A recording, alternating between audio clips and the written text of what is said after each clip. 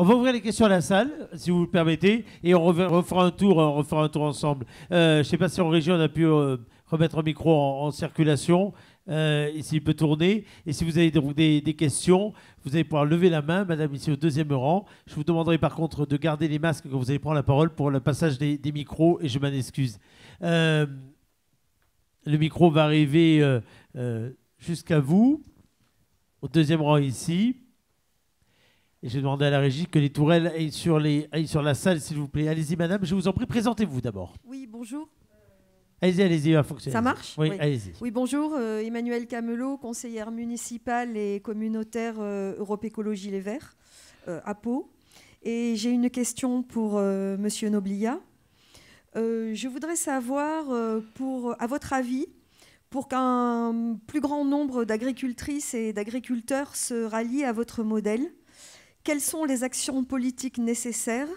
Faudrait-il légiférer? Et si oui, après législation, comment accompagner?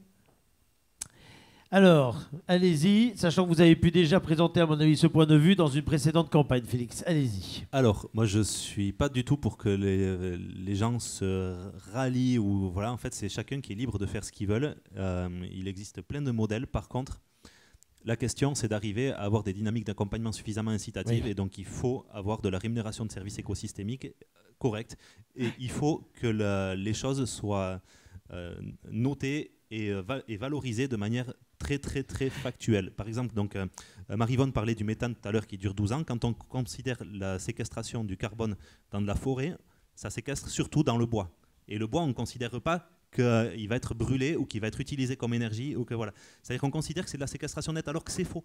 Et donc la question, c'est qu'il va falloir que les choses soient très pragmatiques et que ces choses-là soient posées, soient payées. Et après, juste pour finir avec ce sujet-là, mais c'est que aujourd'hui, la nouvelle génération installe plus, sauf les gens qui reprennent, enfin une partie des gens qui reprennent les fermes des parents, mais en tout cas tous les hors cadres changent de modèle.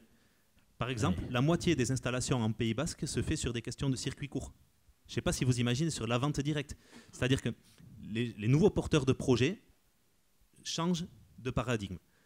Alors après, est-ce que ça suffira à changer l'agriculture, à être suffisamment rapide face à la disparition de l'ancienne génération et tout ça? J'ai pas la réponse. Par contre, ce qui est sûr, c'est que ce modèle-là, il est porteur, qu'il marche, et voilà, après, c'est arriver à accompagner les gens à y aller dedans. Mais il faut de l'argent, en fait. Donc, Une autre question, remarque, allez-y, levez la main, et le micro va circuler. Juste, allez-y, Marie-Vonne, si vous voulez rajouter un mot du temps. Un petit point de précision là, par rapport à ce que vient de dire Félix. Quand il parle des enjeux environnementaux et de la reconnaissance de l'élevage à cet endroit-là, donc c'est un travail qui est engagé, qui est en train de se faire, et j'espère demain qu'il va aboutir sur la partie, alors, ce qu'on appelle le Nutri-Score, mais en fait on va parler d'éco-score, hein, ou de planétoscore, donc avec derrière la visibilité de l'ensemble des fonctions. Et là, Michel Duru va réagir parce que c'est un sujet qui lui tient à cœur également. Et juste pour vous dire que par rapport à ça, là où Félix a raison, mais malheureusement on n'est pas du tout dans cette voie aujourd'hui, c'est qu'il a parlé de séquestration du carbone. Et aujourd'hui, ce que l'on recherche et ce que l'on nous demande avant tout, c'est d'être sur... non, pardon, il a parlé du stockage. C'est d'être sur la séquestration. La séquestration, c'est un effet très réduit. Le stockage, c'est un effet au long cours et conséquent. Ce que l'on demande de nous, c'est que tout ce qui a été déjà fait soit reconnu.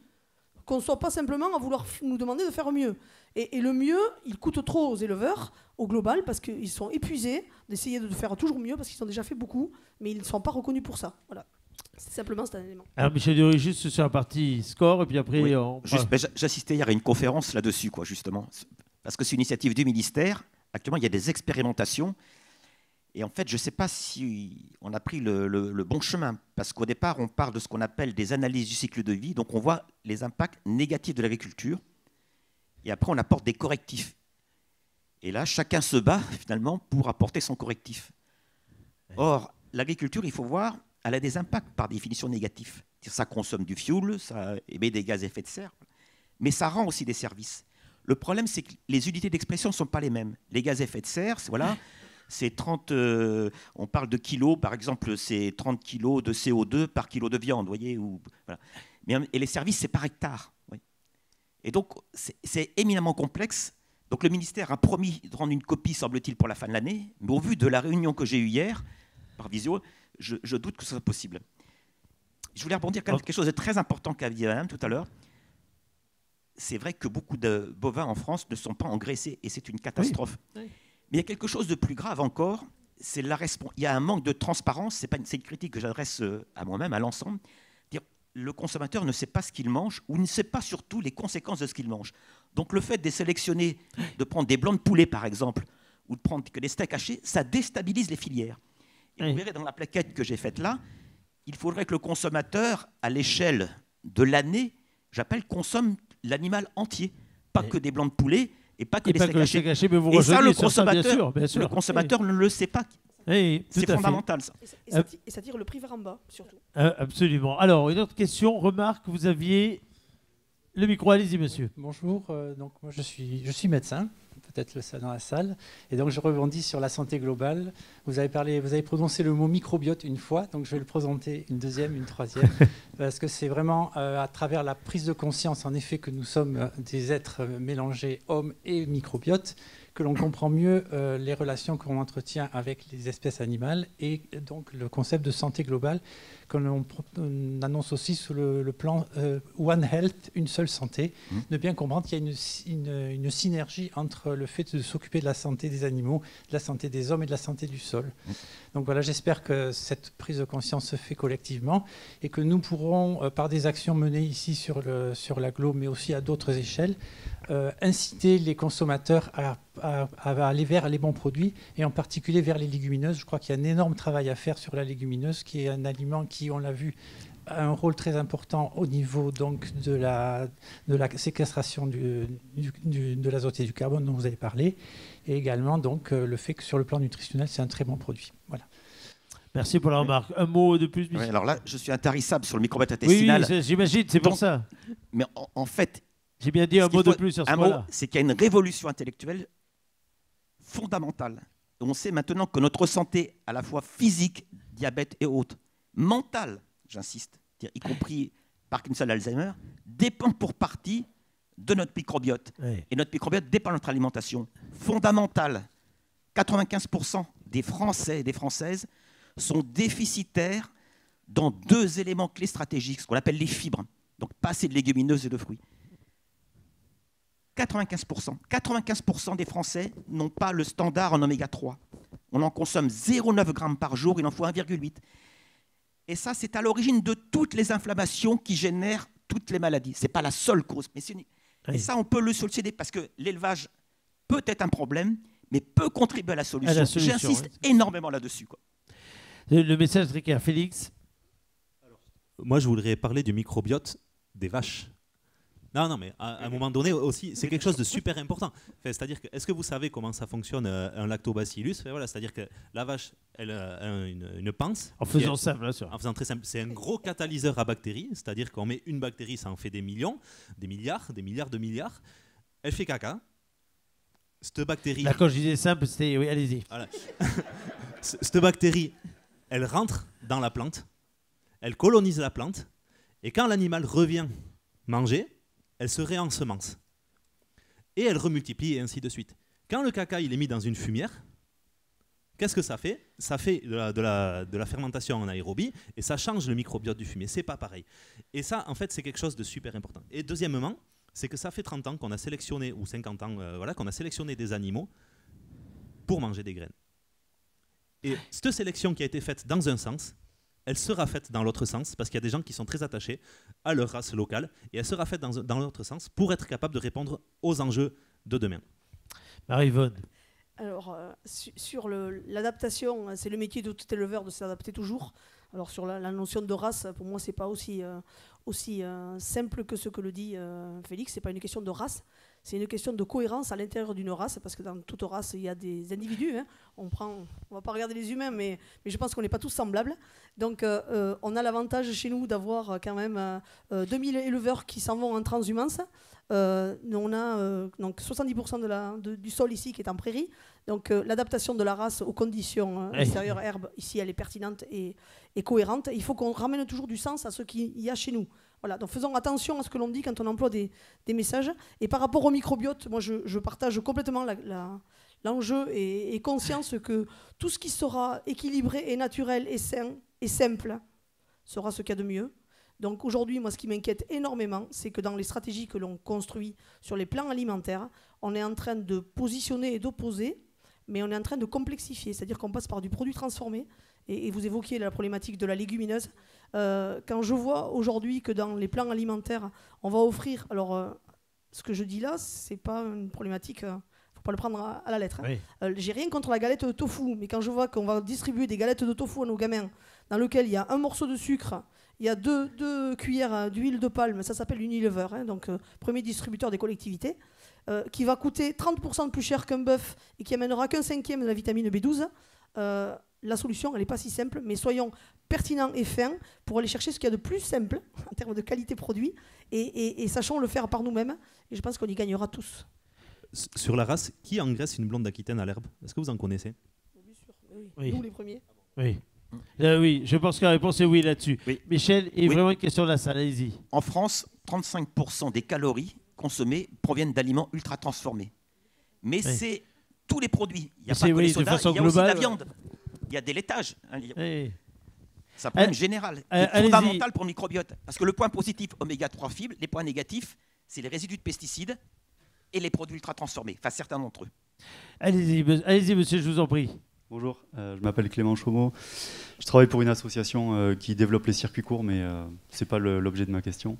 Vous êtes allé dans de la technicité assez haute et moi je suis pas connaisseur du sujet et je voudrais revenir plutôt à la première intervention, celle de l'aglo, puisque c'est le sujet aujourd'hui. J'ai pas bien compris les questions de séquestration, de stockage. Vous avez évoqué une capacité mesurée de 55 000 tonnes par an. Et au vu des interventions qu'il y a eu et de mes maigres connaissances en écologie, je ne comprends pas bien ce calcul. Notamment, vous avez soulevé, monsieur au milieu, que la forêt était considérée comme du stockage, alors qu'en fait, on ne considère pas son devenir. Est-ce qu'elle croît? Est-ce qu'elle est brûlée? Est-ce qu'elle fait de la maison? Du coup, c'était plutôt une question qui vous est adressée. Comment est fait ce calcul-là? Quand on considère une forêt, au bout de quelques dizaines d'années, si on ne la bat pas, elle ne stocke plus du carbone, voire elle peut en rejeter. Et vous avez montré que c'était la principale source de stockage vue dans l'agglo. Donc, comme vous allez baser votre stratégie principalement sur ces chiffres de diagnostic, est-ce que vous avez ce regard un peu critique de capacité de stockage, notamment dans la forêt et dans les autres, et comment vous prenez tout ça en fait pour votre stratégie? Alors, Mélanie Pédetour, par contre, venez jusqu'à nous pour donner ces éléments de réponse et de complément. Vous savez que d'un œil extérieur, ça dit la question qui est posée est quand même, mine de rien, une réflexion très, très intéressante et pertinente, parce que on peut s'interroger, quelle que soit la façon de le faire, sur, en effet, ces indicateurs, la pertinence de ces indicateurs au jour J. Ça ne veut pas dire qu'il y a derrière de quelconque malveillance dans la réflexion. Il y a juste une envie de comprendre et de se dire, par rapport à ces indicateurs, quel recul a-t-on sur ceci? Quel regard critique on peut avoir également? Parce qu'on voit bien au fil de toutes ces années que sur des tas de sujets, les indicateurs qui ont été donnés pertinents dans les années 80 ne sont plus tout pertinents aujourd'hui, etc., dans des tas de domaines, pas simplement dans ceux qui nous occupent là, qu'une étude datée peut être vite, malheureusement, contrecarrée par une autre. Donc aujourd'hui, comment en effet baser une stratégie sur ces éléments-là de façon fiable?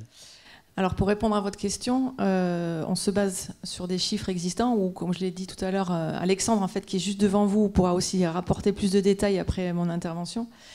Il a commencé par estimer à partir des photos satellites mises à disposition par ce qu'on appelle le CESBio, qui nous donne une idée en fait des différents types de surfaces naturelles à l'échelle de l'agglo. Il a estimé ces surfaces.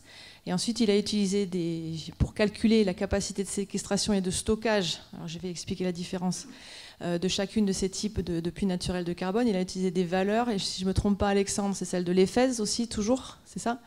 L'EFES, c'est-à-dire des valeurs qui sont de capacité de séquestration en fonction de la nature du sol, des prairies, des forêts et de la capacité de stockage de chacune de ces typologies-là de sol ou de puits naturels de carbone. Et c'est comme ça qu'on arrive à estimer à la fois les 55 000 ou autour des 50 000 tonnes de capacité de séquestration annuelle. Donc il faut comprendre que la séquestration, c'est la capacité chaque année à ces puits naturels d'absorber le CO2 qui est présent dans l'atmosphère.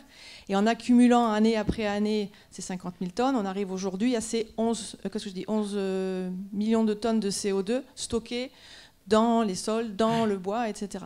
Et donc l'enjeu que j'expliquais tout à l'heure, c'est de dire en effet, il faut à la fois préserver cette capacité de séquestration, et c'est ce qu'a expliqué aussi le monsieur de la REC, pour qu'on puisse l'augmenter, et surtout préserver ce stockage et ne pas relarguer ce qui est déjà stocké, parce que ça contribuerait en fait aux émissions de gaz à effet de serre. Donc je ne sais pas si j'ai répondu, sinon Alexandre juste devant vous pourra le faire mieux que moi.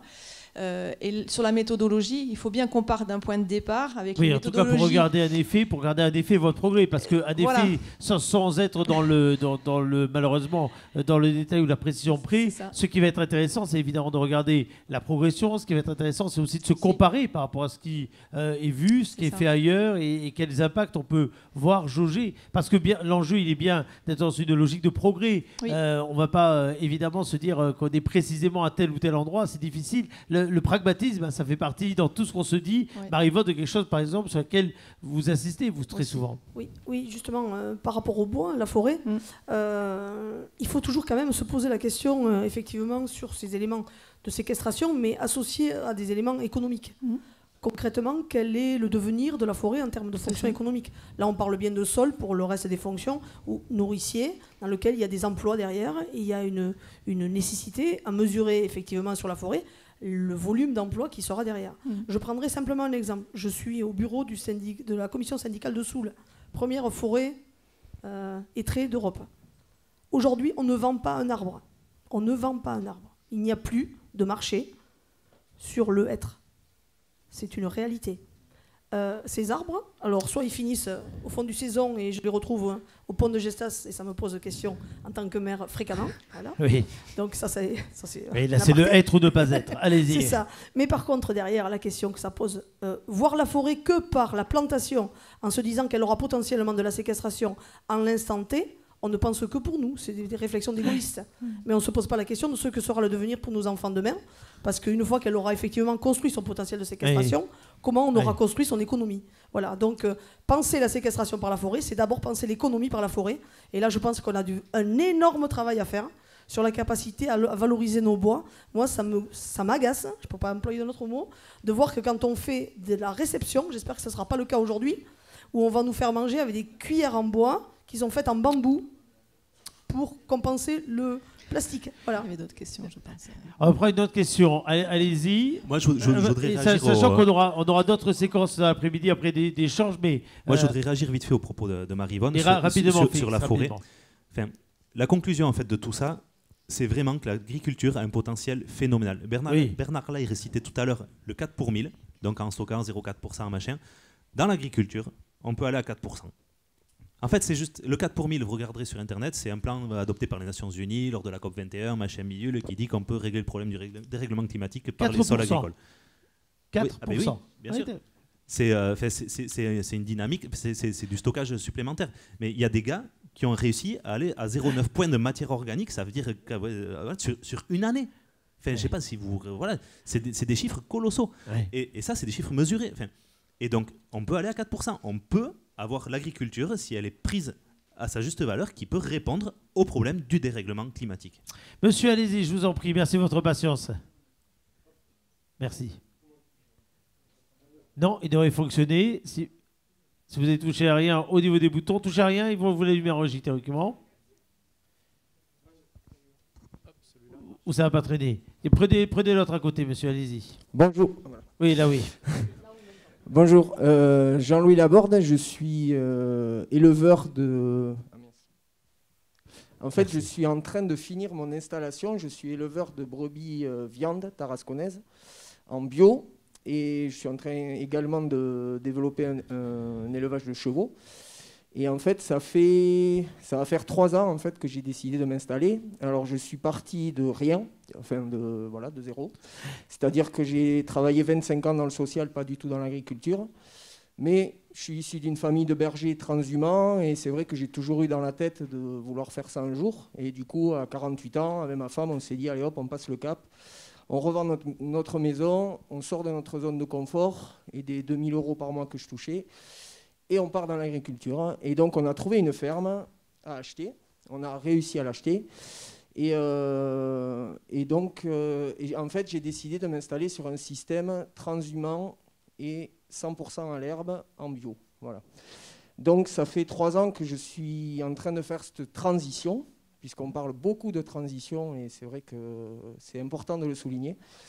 Et en fait, je vais vous expliquer très très vite fait un peu par toutes les étapes par lesquelles je suis passé pour en arriver là où je suis, et je vais vous faire le bilan d'aujourd'hui, qu'est-ce que ça donne après 3 ans. Donc j'ai rencontré beaucoup d'organismes pour pouvoir m'installer, et c'est vrai que j'ai eu affaire à des gens que j'ai senti bien alertés par cette question d'agroécologie. Donc du coup j'ai pu avoir des aides de ma banque, de la région, de la SAFER, donc tous ces organismes qui gravitent un petit peu autour. Et donc j'ai pu acquérir cette ferme, m'installer, etc. Sauf que ce que je n'avais pas prévu, en fait, c'est que il n'y a pas de brebis qui sont trop habituées au 100% à l'herbe dans la région. Donc moi je suis parti sur une race qui est la tarasconnaise. Et il m'a fallu 3 ans pour arriver à faire du 100% à l'herbe. Alors mon système, mes brebis partent 3 mois en montagne l'été, ensuite elles descendent sur ma ferme là autour de Saint-Vincent, ensuite elles vont partir sur un village qui s'appelle Barzun où je peux avoir accès à de l'herbe, pour finir sur des couverts végétaux, puisque j'ai un collègue céréalier qui vient de passer en bio et qui souhaite m'accueillir. Voilà. Donc mes bêtes, normalement, cette année, elles devraient faire du 100% à l'herbe avec des agneaux engraissés 100% à l'herbe. Alors j'en ai eu quelques-uns cette année que j'ai réussi à engraisser 100% à l'herbe. Et je vous le confirme, ça marche très très bien. Contre l'avis de tout le monde, de mon vétérinaire qui me disait non, ça marche pas, les agneaux, il faut les engraisser à l'aliment. Bon, bref, ça marche. Et donc, en fait, mon système que j'ai mis en place fonctionne, sauf que, voilà, économiquement, c'est pas viable du tout pour l'instant. C'est la question que je vais vous poser. Voilà. Voilà. Aujourd'hui, je ne me verse pas de salaire, c'est impossible. Mon entreprise est déficitaire.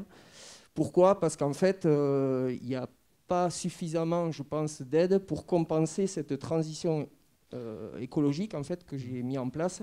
Parce qu'il faut savoir que voilà, les bêtes, elles ont besoin de 2-3 cycles pour pouvoir s'habituer au 100% à l'herbe. Alors maintenant, mes brebis sont descendues de montagne l'autre jour. Et c'est vrai qu'elles sont en super état. Et je pense que j'ai gagné mon pari. Et j'espère pouvoir me sortir un salaire sur la prochaine campagne en valorisant beaucoup mieux mes agneaux, etc. Voilà. On le souhaite. Mais c'est vrai que je voulais juste... Il faut qu'on prenne d'autres témoignages. Alors allez-y, pour la conclusion. Je voulais juste signifier qu'en fait, même si beaucoup d'organismes... Enfin, je sens que beaucoup d'organismes sont prêts à passer à cette transition écologique. Il n'y a pas de lien entre eux, il n'y a aucun lien qui est fait. Ouais. Et en fait, c'est et il faut beaucoup de courage et beaucoup de volonté pour pouvoir arriver à faire ça. Et ce que je voulais souligner, c'est que le système que j'ai développé et que d'autres aimeraient aussi développer, il est déclinable sur tout le territoire, voire tous les Pyrénées. Et il y a beaucoup de jeunes qui sont motivés. Il y a un gros vivier de jeunes qui sont motivés pour s'installer sur ces choses-là, mais qui n'y arrivent pas. Message passé très clair. Voilà. Ça serait bien de se mettre un peu à réfléchir pour pouvoir installer message ces très clair. Qui sont, voilà. Mais message très clair. Rapidement, en tout cas, je suis le témoin que ça marche et que la transition écologique, elle est possible. Par contre, je ne sais pas si je vais pouvoir... Et qu'il faut avoir de la conviction, pour essayer de mener ça à bout. Allez-y. L'exemple que présente M. Laborde est très intéressant parce que voilà, déjà, il le dit avec le cœur et ça, c'est l'essentiel.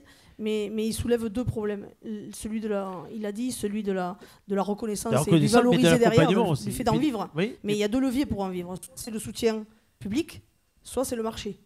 Moi, je n'en connais pas un 3e.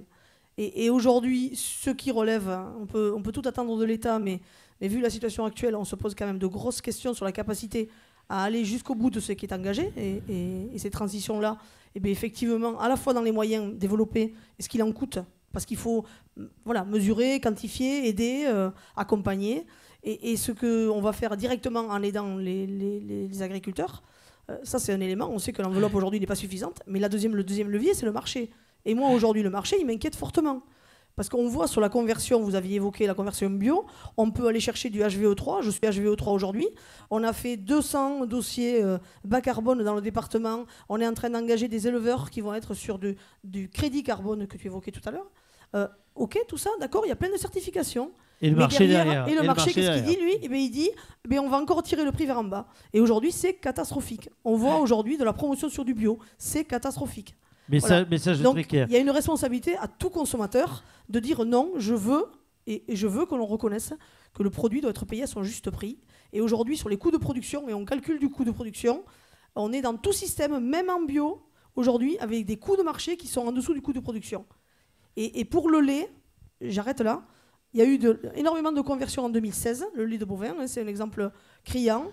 Aujourd'hui, ça y est, le ciseau des prix est passé. On a la production qui est là et le prix qui est en train de descendre. Oui. Voilà, donc on peut tout vouloir. Il faut un bon Michel, et après prenons la question à la salle. Je suis d'accord avec tout ce qui vient d'être dit. Alors, très bien. Ce que je rajoute, simplement, c'est que c'est une particularité française, parce qu'on a des politiques en silo. Il y a les plans climat, les plans protéines, les plans antibiotiques, les plans éco-phyto. Et finalement, ça ne donne pas de lisibilité. Ce n'est pas une aide aux agriculteurs. Ça disperse toutes les réflexions. Il y a énormément d'instances.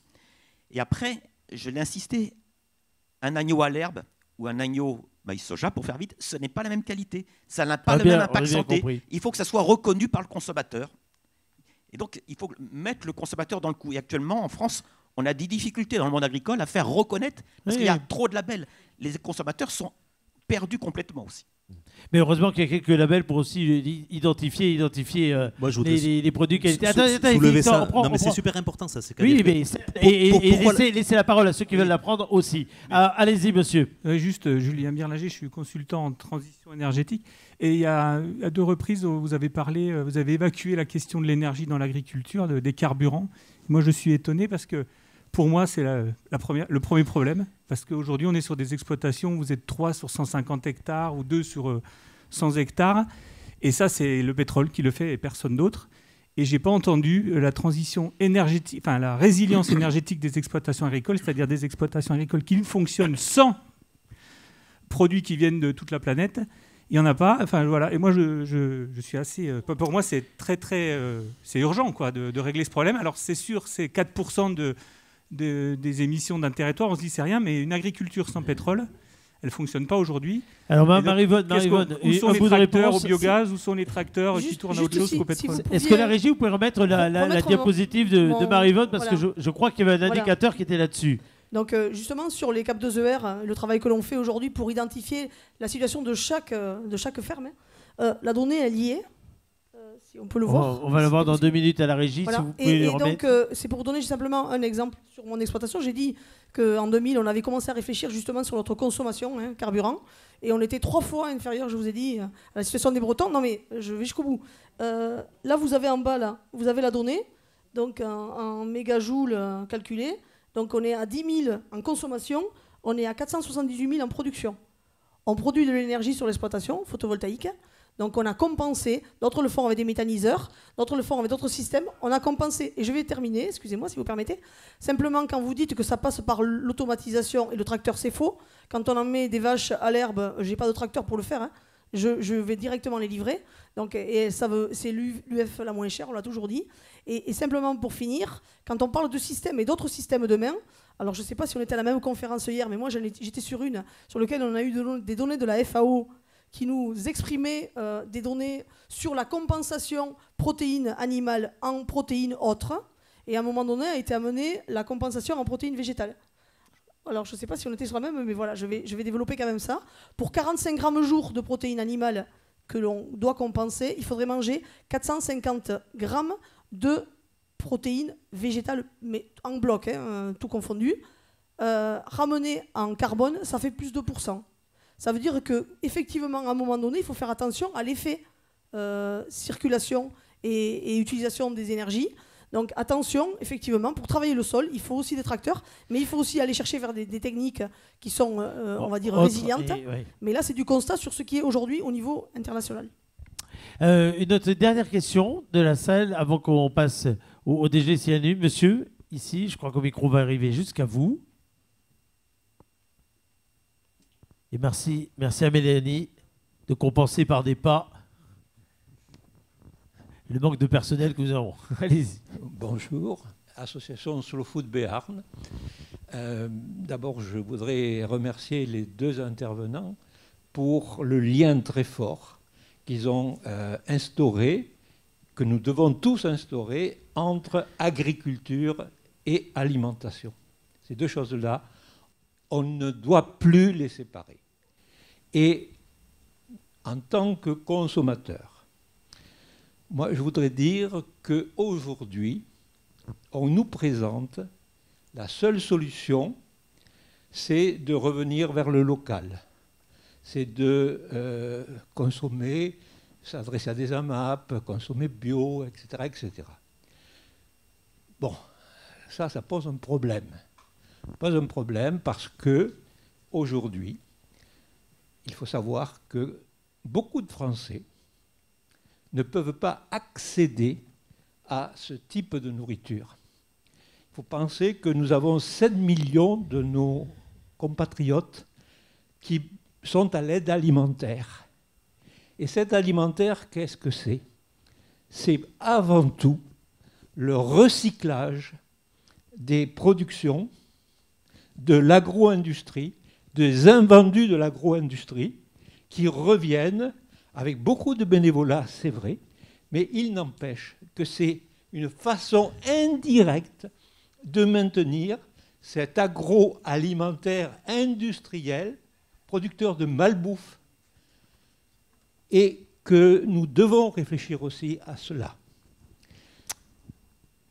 Merci beaucoup pour cette intervention. Alors, tous les trois, on va faire un dernier tour de table avant de passer justement à table dans un deuxième temps. Ce que on peut se dire déjà à ce stade-là, c'est qu'il faut de la conviction. Beaucoup, vous en faites preuve pour avancer sur ces sujets. Le faire de façon très globale et pas de façon prise individuellement à tel ou tel endroit. On l'a bien senti dans vos réflexions. J'ai l'impression qu'il faut également ne pas hésiter à se remettre en cause, à avoir un regard critique quelque part sur la façon dont on fait aujourd'hui, dont on pourrait mieux faire demain. Mais j'ai l'impression que tous les trois, en tout cas, vous êtes sur une vision finalement assez optimiste, en étant sur des choses qui peuvent apporter des solutions et en se positionnant véritablement comme porteur de solutions. Je me trompe, Michel?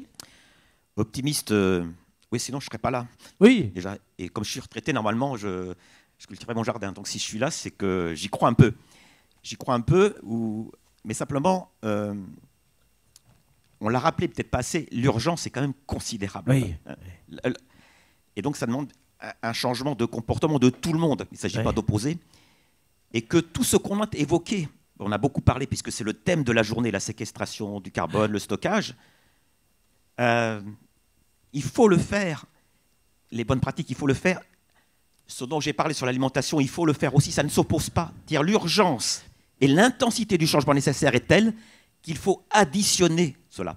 Ce n'est pas les opposer ou dire qu'un est prioritaire à l'autre. Sinon, ça ne passe pas. Et donc, pour cela, il faut vraiment avoir une vision transversale, comme monsieur vient de le rappeler. C'est agriculture, alimentation, et comme l'autre monsieur l'a rappelé, c'est aussi énergie. C'est cette vision globale. Et ça, même moi qui suis pourtant, c'est mon métier, c'est extrêmement difficile à faire. Il faut prendre le temps d'acquérir cette vision globale pour ne pas rejeter ou discréditer des mesures, puisque l'heure est venue de les additionner et de les mettre en synergie. Félix, qu'est-ce que vous souhaitez passer comme message important? Vous aimez souvent employer ce qualificatif pour donner, comment dire, de la perspective. Qu'est-ce qu'il faut donner comme message pour que justement on ne perde pas de temps et qu'on puisse passer encore plus dans un mode action comme ce que vous souhaitez? Alors moi maintenant je vais avoir un message un peu plus pessimiste, c'est-à-dire que sur la politique agricole on a compris qu'on pouvait tout changer, qu'on pouvait résoudre le problème. Maintenant je vais vous identifier pour moi les principaux freins. Allez-y. De manière très rapide. La première, Monsieur de la Rosa de Slow Food l'a souligné, c'est qu'il y a des gens qui ne peuvent pas se nourrir. Ouais, mais il y a des paysans aussi qui n'arrivent pas bien à vivre. C'est-à-dire que le problème de la diminution du coût du produit alimentaire comparé au coût de la vie, c'est peut-être un facteur 4, 5 sur 50 ans. Enfin, c'est-à-dire que c'est l'agriculteur qui trinque en fait. Et donc le prix d'un produit alimentaire, il a une réelle valeur financière. Le prix d'un produit qui rend les gens en bonne santé, il a une valeur financière parce qu'on dépense moins en santé. Le prix d'un produit alimentaire qui préserve la ressource en eau, il a une valeur financière parce qu'on dépense moins d'argent après pour la dépolluer. Le prix d'un aliment qui améliore la planète sur les questions de carbone, il a une valeur financière. Le prix d'un aliment qui préserve la biodiversité, il a une valeur financière. En fait, tout ça, c'est une valeur financière. Et il va falloir replacer les coûts dans leur juste endroit. Un autre problème, frein à la transition, c'est que des fermes comme la mienne, ça fait vivre qui? Concrètement, on parlait de l'énergéticien, là, ça fait vivre qui? C'est-à-dire que si les agriculteurs font comme moi, combien il y a de milliards d'euros qui basculent dans la poche des paysans au lieu d'aller dans la poche d'un système? C'est ça la grosse question en fait. C'est-à-dire quand on commence à plus acheter des semences, à être autonome sur la production en semences, quand on est sur des circuits fermés en autonomie totale et qu'on sort que des produits alimentaires, enfin, on achète un peu de gasoil, oui, on achète des tracteurs d'occasion, voilà. Mais à un moment donné, aussi par rapport au gasoil, pour répondre concrètement à la question de tout à l'heure, oui. C'est que à l'époque où on n'utilisait pas de gasoil, il y avait 95% de la population qui était agriculteur.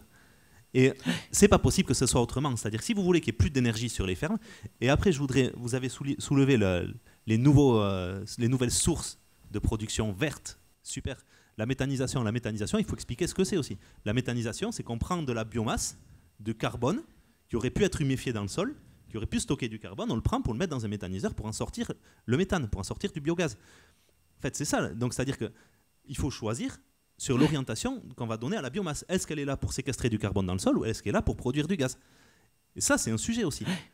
Et voilà. Et donc, à un moment donné, non mais, enfin, voilà. Et donc, c'était les conclusions que j'avais sur les dynamiques carbone. C'est-à-dire qu'il faut évaluer correctement, il faut accompagner, il faut mettre en place des politiques qui soient justes et qui soient factuelles et qui mettent en valeur les systèmes les plus performants pour favoriser comment on accompagne un mec qui s'installe, qui reprend une ferme, qui voilà. Moi j'ai mis 13 ans à changer le système. Enfin, je l'ai pas fait en 3 ans. Et lui il arrive, il veut reprendre ça et comment la politique publique est capable d'accompagner des projets comme ça pour pas envoyer les gars au casse-pipe.